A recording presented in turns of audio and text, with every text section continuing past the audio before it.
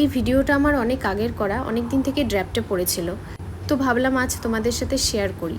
সেদিন ছিল সানডে, আর আমি তো অনেক দিন থেকেই কলকাতাতে আছি, সেক্ষেত্রে ঢাকুরিয়া লেকে কখনো ঘুরতে যাওয়া হয়নি। তাই ভাবছিলাম বরকে সাথে নিয়ে জায়গাটা একটু দেখেই আসি। সবাই দেখতাম আগে এই জায়গাটায় অনেক ছবি টবি তুলতো। আমার বড় এই জায়গায় অনেকবারই এসেছে, কারণ ও কলকাতাতে অনেক বছর ধরে আছে, তো আমার ইচ্ছে ছিল দেখার। তো যাই হোক, সেখানে গিয়ে আমার খুব একটাও ভালো লাগেনি। এইখানে একটা লেক ছাড়া আর কিছুই নেই, আর চারিদিকে জঙ্গল। তাই ওখানে আর বেশিক্ষণ সময় নষ্ট না করে চলে এলাম আমাদের ফ্ল্যাটের কাছাকাছি অ্যাক্রোপলিস মল, সেখানে।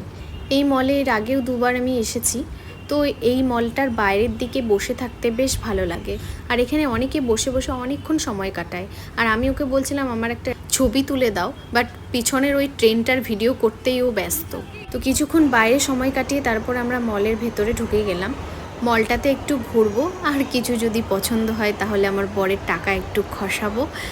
না না, আমি ভালো মেয়ে, আমি বরের টাকা অতটা খসাই না, সেটা আমার বর নিজেও জানে। তো যাই হোক, এখানে দাঁড়িয়ে কয়েকটা ছবি টবি তুলে নিলাম, দেন একটু মলটা ঘুরে আবার সেই খাওয়ার জায়গায় চলে এসেছে। আর আমার বরেরও তো দেখে ব্যাস দাঁড়িয়ে গেছে, দেখো গিয়ে শুনছে কোনটার কত প্রাইস। মেনু কার্ড দেখে শেষে মানে ও ভাবছে যে খাবে কি খাবে না, দেন লাস্টে দেখো অর্ডার করেই নিল একটা পিৎজা। সানডে কিন্তু মাংস কিন্তু খেয়ে এসছে বাড়ি থেকে, তাও দেখো করে নিল একটা ছোট পিৎজা।